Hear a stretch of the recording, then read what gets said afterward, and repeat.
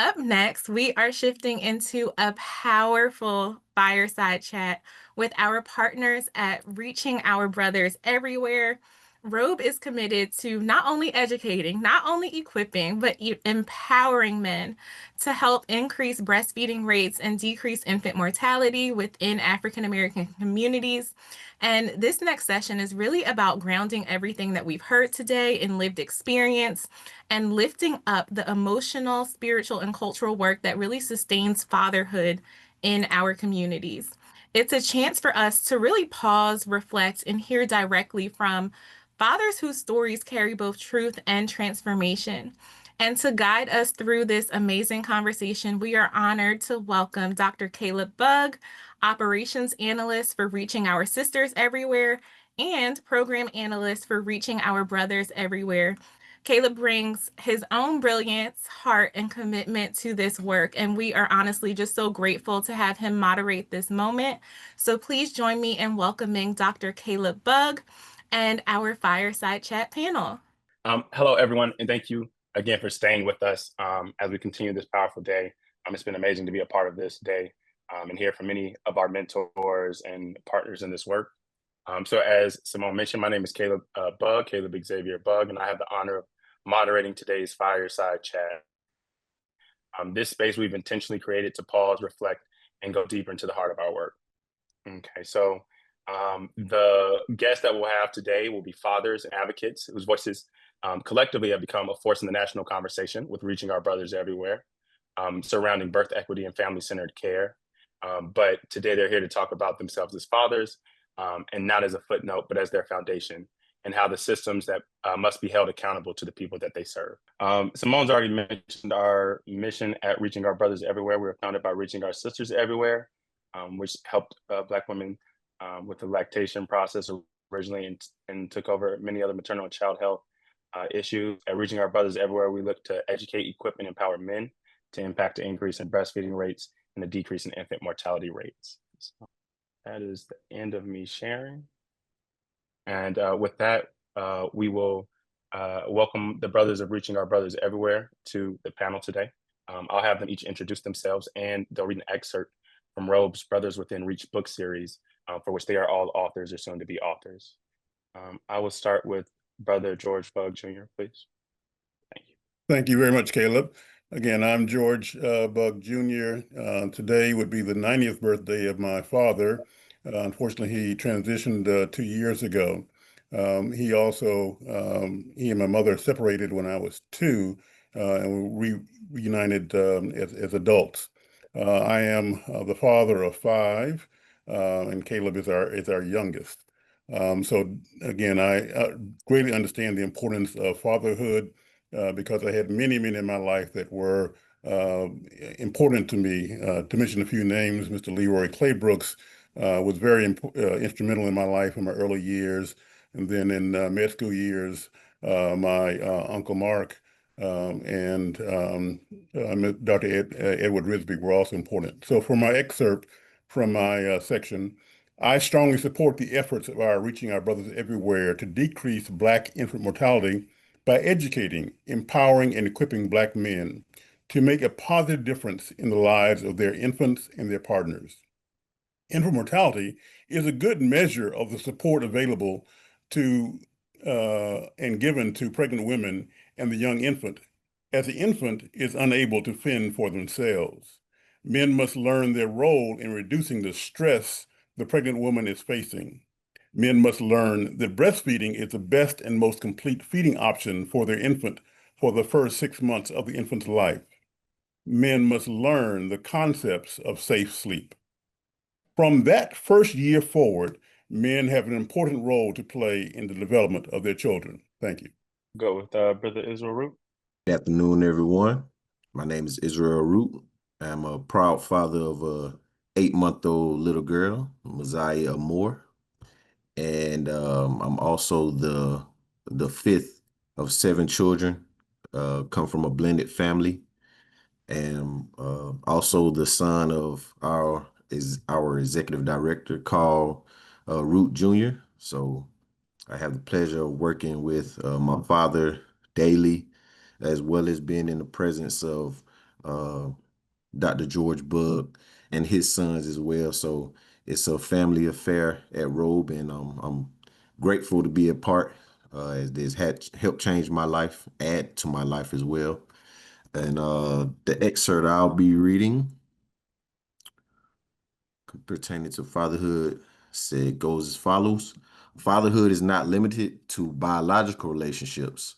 Adoptive fathers, stepfathers, and father figures, such as mentors and coaches, but because they also play a crucial role in shaping a child's future. What matters most is the quality of the relationship and the time invested in nurturing and supporting the child. Fatherhood is an essential pillar.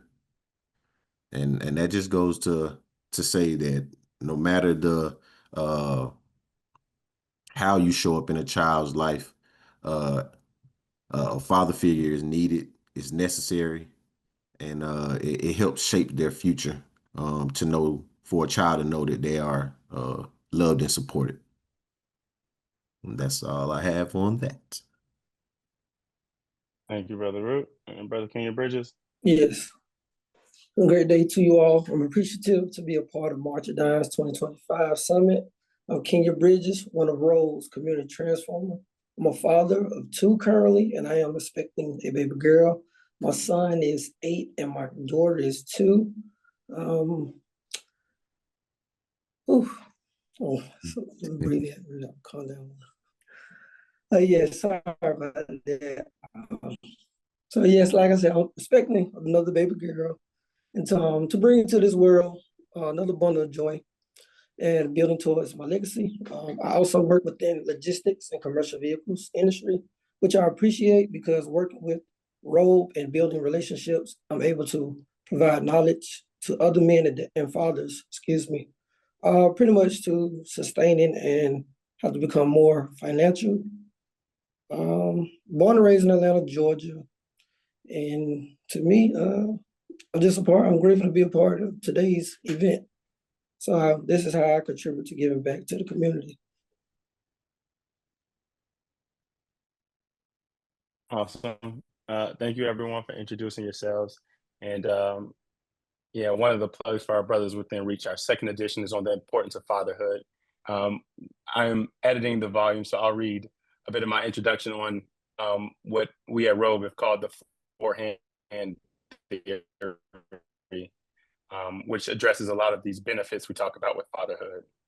So it says the forehand theory addresses the need to recenter the father in the childbirth and postpartum processes, and opposes the traditional marketing of these structures to mothers and their children only, as sometimes seen in the world of maternal child health. In short, we desire that four hands, rather than the mother's two hands, will be educated, equipped, and empowered to be a positive help and influence on the mother while pregnant, nursing, and caring for their infant. All right. So with that, I will ask the first question to our panelists, and we're going to start on top. Anybody can start. You guys just kind of chime in. The question is, what's the best part of fatherhood? What's the best part about being a father? I'll let you all choose. If you can't, I'll do it for you. I can go. So the best part about being a father, I wouldn't say there is a specific best part. I feel like everything is the best.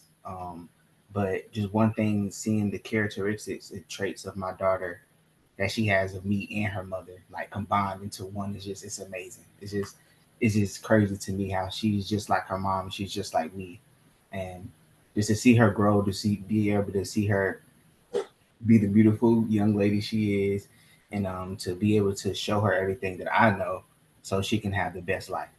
So that's the best thing about being a father, for me to be able to show everything that I know, so it can be a bit more easy for her to cruise on.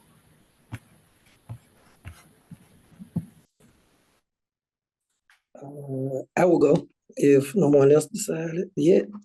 To me, the best part of being a father is you learn from your kids. They become your teachers. So that's something I've learned recently, with over like the last year or so. Seeing my son grow, he's 8 years old, and even my daughter, being 2 years old, I see that she's learning from her big brother and how him being a big brother plays a big role to her, like even even to small things like if my daughter don't want to give someone a hug that she's unfamiliar with, but if she sees her big brother give them a hug and he kind of encourage her to do it, then she follow his leadership. So like I said, your kids, they learn from you, but you also learn from them. So they become your teacher. And that applies to many aspects of life. Ways to me, they become like your best friend, like one of you, their first best friend, someone who depends on you and you also depend on them. Because if you don't have a relationship with your kids, then it's gonna be rough, later on in the future if you don't establish that while they're young. You're a leader to them, you're a protector, you're a provider. Plus, like for your daughter, you're her first superhero. Your first example of what a man is and what a man is like by your actions. For your son, and I've been noticing that because I always looked up and wanted mentors growing up for me. So me having my son is I'm gonna be his first coach, one of his first mentors, his first boss, and probably real right now, yes, because if he want a toy something, he come to me for it. So it's like I'm his first bank teller as well. Um, and lastly, another best part about being a father is being able to reproduce because not everybody had that opportunity to do so. And you, like I said before, previously, you get to create a legacy. That's it.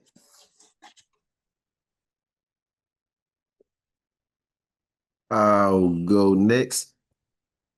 I'll say the best part of being a father is, just being able to be active, with my daughter, do things with her.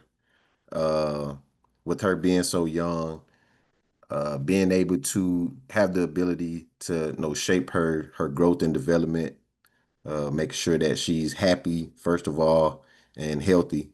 No, excuse me, healthy first of all, and and just striving to make her happy as she explores. I'm really here just to let her pretty much do what she wants to do. My dad's always tell me, "Hey man, you need to childproof your house now.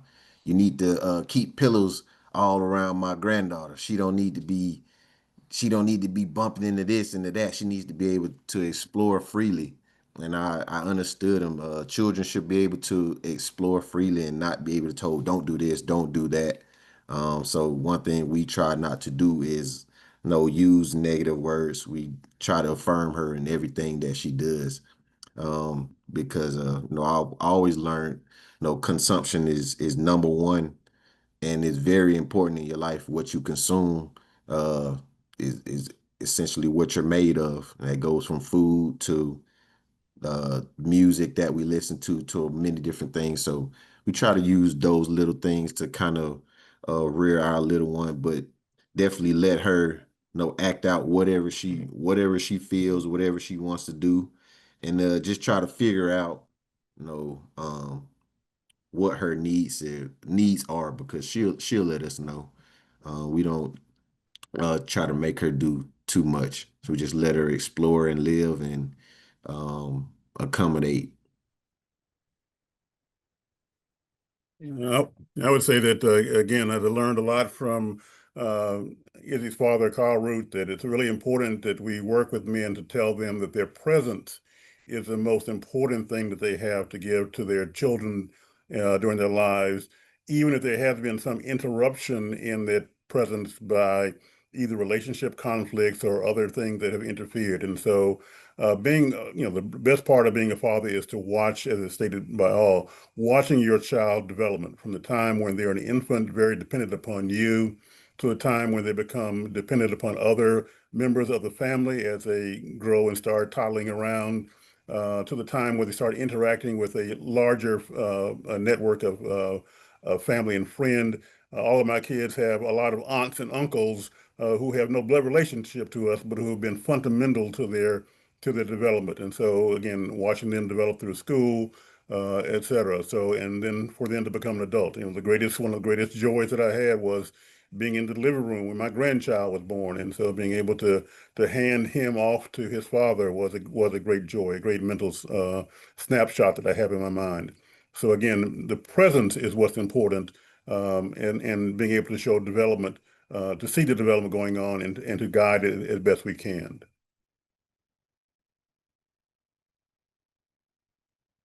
All right. Thank you, everyone, for your answers. We'll go on to the next question. Um, and maybe talk a little bit about what area you were in during the birth of your child. You'll see what I say when you read the question. So it says, what are some of the greatest resources available to you and the barriers you faced when you were trying to show up fully during pregnancy, birth, and beyond? What are some of the greatest resources available to you and barriers you faced when trying to show up fully during pregnancy, birth, and beyond? And I think you're all in Atlanta, but if not, please let us know. Let's start. I'll do it. Let's start with Dr. Bug again. Okay. So in terms of the the Atlanta area, large metropolitan area, a number of excellent hospitals. Again, childbirth education classes were going on, so all of my kids were born before the COVID pause and those kind of things. But so yeah, so those were all great resources that were available to us to help to prepare us during the pregnancy. Again, the greatest support was family support, and when I say family, that is, as I said before, this larger family other than just being biologically connected, to provide us with great resources to allow us that space to be able to move through during the pregnancy and thereafter. So those were the greatest resources. Barriers, again, as mentioned several times in this conversation, has been that, should men be allowed into the space, to the birthing space, even to the prenatal classes. Again, there were a number of women who were there without having the partner there at many of the prenatal classes. So again, we have to continue to advocate for policies that welcome men into those spaces. Again, I had the fortune of being a physician, and the babies were delivered at the hospitals at which I was known. So it really wasn't a problem for me. I mean, oftentimes I would go into pregnancies and the OB would have to tell them, no, he's not the father. So that I was there to care for the baby that was to be born. So I didn't have that barrier. But again, I always made it my point to make that the fathers were welcomed to come and to be a part of seeing their newborn baby. So welcome them to the table where we're caring for the baby, to even before there were, cell phones, the idea of the father taking a mental picture of their newborn child, of giving that welcoming to touch their child. And so that's not an experience that all fathers will experience. But again, I try to, as a trainer of physicians, try to make it an impression upon those that I was training that this is what you should expect when you are delivering care to a family. Thank you. Let's go to Kenya. And Yes. if you need the question again, just let me know. Okay, I have it. Some of the greatest resources for me during pregnancy and beyond, and also before, of course, Road, that was always one of my communities, and being able to have those resources and support, like Dr. Bug said, family, of course. I was raised with morals and principles, so like family oriented, that always, like family for me always been there. But even also outside of Road, other organizations, a part of the ecosystem, was also support for as if like information about like car seats, safety of how babies should be strapped in a car seat, or even being provided a car seat. Something down to narrowing it down to that. Barriers that I've have faced during the pregnancy, that I recall was like both of my kids, my two oldest, my son and my daughter, not being vaccinated. So going to like, they was caught a cold from daycare and they needed to go to the ER for a fever or something. That was, them not being vaccinated was like a shocking to the doctors, and it's like, oh, you need to get them vaccinated. This is probably why they're sick and things like that. So sometimes it used to feel like either peer pressure and or looked down upon, but we did not allow that to discourage us. When my son was born, another challenge, whether I would say is, that was, so he's the oldest. With him being born, I was excited. His mom was excited. So she wanted me to record her while she was in labor. and this was at a local hospital here in Atlanta, Georgia. I was told basically that I didn't have the permission to record, even though that was my first time experiencing pregnancy and seeing my son mother give birth, and also her first times, because women would love to recap those moments outside of having the pain of birth. They want to also like see it. Um, so that was an issue. I had to follow the instructions of the doctor at the time in order to stay in the room when my son was giving birth. With my daughter, um, her mom had an issue with latching on at the time after giving birth. And so the midwife was like continuing to push like, hey, formula, that's a option outside of the breast milk, which my daughter mom had just finished giving birth. So her body was tired, not having the same energy, and she did want to continue to try to breastfeed. So that was an issue, the latching on and being persuaded to, hey, his formula.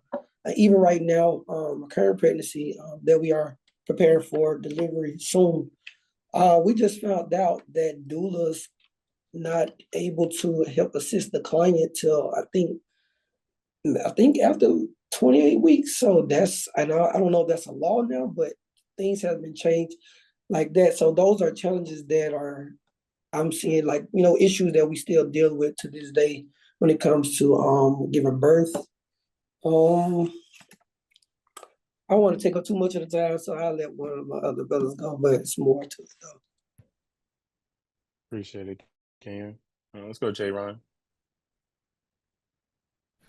Well, back when I was 17, the only resources that I had, probably like just the usual, like WIC, um, things of that nature.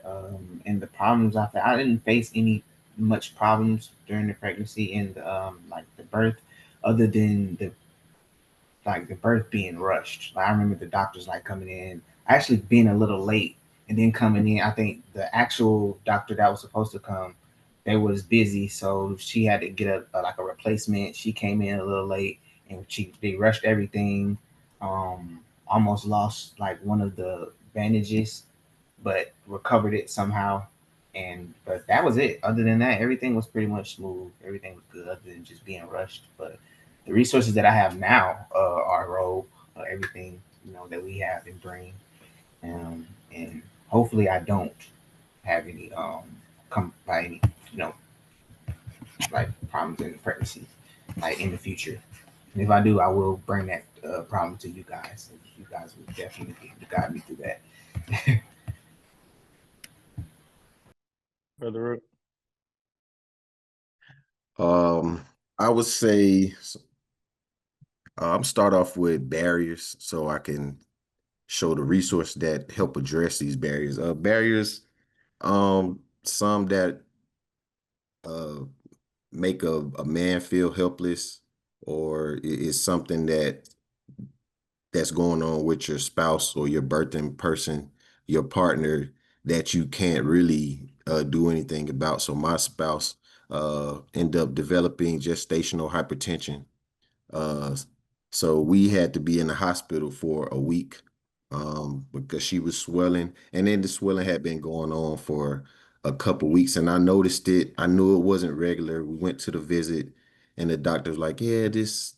No, we hope it's not preeclampsia." We took the preeclampsia test, and that's one of the worst fears of a man and a woman. You hear the preeclampsia word, everybody's like, "Oh no, no preeclampsia."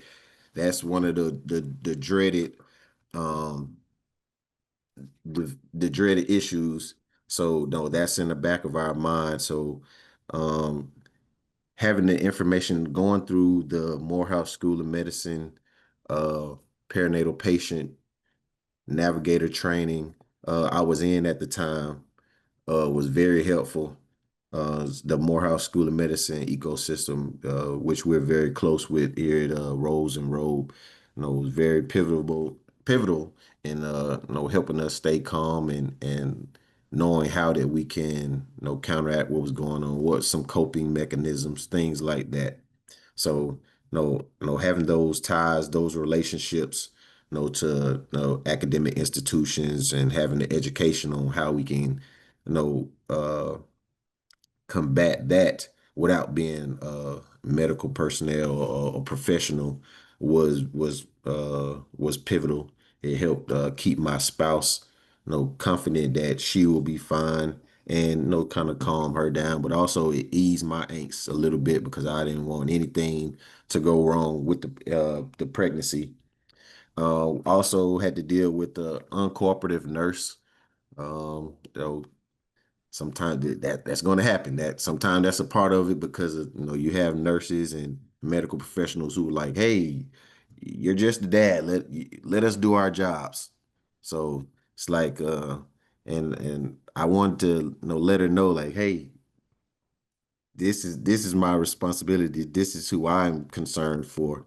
Because we had a a nurse who brought some students in our room after we had created the birth plan. Shout out to Healthy Mothers, Healthy Babies, also who's a resource who helped us create our birth plan. Also provided a doula for us, even though I was training to be a holistic birth doula at the same time. So that information helped me, and that was with Health Connect One. So that was able to help me. I asked her, the nurses, all nurses, could you please put every medication she's taking, anything down on the board, please? I may not know what it is, but I can definitely look it up. So that was something that I was prepared to do. Hey, could you please write that down so that I can check it out? We could check it out, know what's going on. And then, like I said, she brought students in the class, and our birthing plan under number two was we wouldn't like any visitors, any students in. And she uh, took them back out, then brought one back in. And I was like, did you read the birthing plan? And she said, oh, I skimmed over it. And I said, oh, I'm sorry. Could you go back and read it again? Because number two says that we wouldn't like any visitors. And it was 6:30 in the morning, by the way. So just being able to know those things, having that education myself, not knowing that you could create a birth plan that could has to be followed by the medical staff. Um, no, that was crucial. I know a lot of men don't know things like that, having a birth plan to help you with your birth. So knowing things like that. And lastly, another resource was breastfeeding. Breastfeeding is things that's kind of out of your control once again, but having someone, an organization to lean on. Of course, I leaned on Rose, reaching our sisters everywhere with breastfeeding. They also provided the lactation support and training for our Morehouse School of Medicine perinatal patient training. So who else was there best to go to? And I have their numbers. I remember calling Miss Mary Jackson, Mama Bug, calling her at 10, 12 o'clock at night, and just concerned about breastfeeding and babies' overall well-being, and them giving me answers at any time made me feel so confident. And my spouse, I'm sure she never worried about anything because she was walking around bragging, hey, my man's a doula, my man's a doula. And she, everywhere she goes, she tell her, oh, he takes care of me. He's a doula, so we good. So no, even having that was a great feeling, just to know that she wholeheartedly depended on me and was confident in my knowledge and my skills. That made me feel like a superhero. So like I said, everything that I did was for her first and the baby. So Thank you. Go. Yeah, something to say, can you? Yeah, can I highlight something else as well? You mind? We got 1 minute. We got 1 minute. Go ahead. Okay, I just You wanted good? to touch on like being a father in the state of Georgia. If you're not legally married to your spouse, it's a process that you have to go through called legitimation. And that was something that I'm still dealing with to this day now. I had to hire an attorney to get legal rights to my children so they could be able to receive any royalties that I'm able to establish with them, well, without them being legalized, without me being the legal father, they don't have any ownership of anything. And I also worked with one of our partners, Fathers Incorporated, that was able to help assist me and walk me through that process as well. The amazing people at March of Dimes told me to slow down. So if anybody else has anything to say, then please. I'm sorry, Brother Kenya, for rushing you. But absolutely, that's important on legitimation. And there's resources that we work with. I know there's a resource directory that March of Dimes is putting together, but there's resources we work with here in Georgia that specifically do legitimation work that we refer our fathers to. So no one house can do it all. We don't try to do it all. We have many, many people we refer people to. All right. If I could take the privilege, we have a few minutes left. I wanted to share. We're going to skip past this, but we did have a guy by the name of Devin Robinson. He goes by Egypt, a great artist here in Atlanta, put together this documentary called Why I Father. That's on our YouTube, and you can get to it through our website. It'll be on the next slide. So we don't have the time today, but these guys have all answered on podcasts and other places, like in those books, the Brother Within Reach books, why they father, right? The point of this documentary is that, the biological process is you becoming a dad, but why do people stick around and become fathers, spend the time, energy, and resources of themselves to pour into their children? So check out this documentary if you have a chance. It's on YouTube and on our website, robeforfamily.org. You can find it as well under our resources. So this has been a great chance to connect with you all. Again, my name is Caleb Bug. I serve as program analyst at Reaching Our Brothers Everywhere, and I thank all my panelists, all my Robe brothers for being here with us. Thank you, and that's all we had today. Thank you so much. You all are absolutely amazing. And I think that you were very modest in describing yourselves, the work that you do. I see the little munchkin on the screen as well. So hi. You all are absolutely amazing. And we just thank you so much for all of the work that you are doing in the community. Thank you so much for joining us in this honest and powerful conversation. So to all of our panelists, so to George, Kenya, Israel, and I'm sorry, to Dr. Bug, let me address you correctly. To Dr. Bug, to Kenya, to Israel, to J. Ron, and to Dr. Bug again, because we have two. Thank you so much for your vulnerability, your wisdom, and the way that you show up, not only for your families, but for entire communities. Your stories really remind us that fatherhood is not just a role. It's a calling.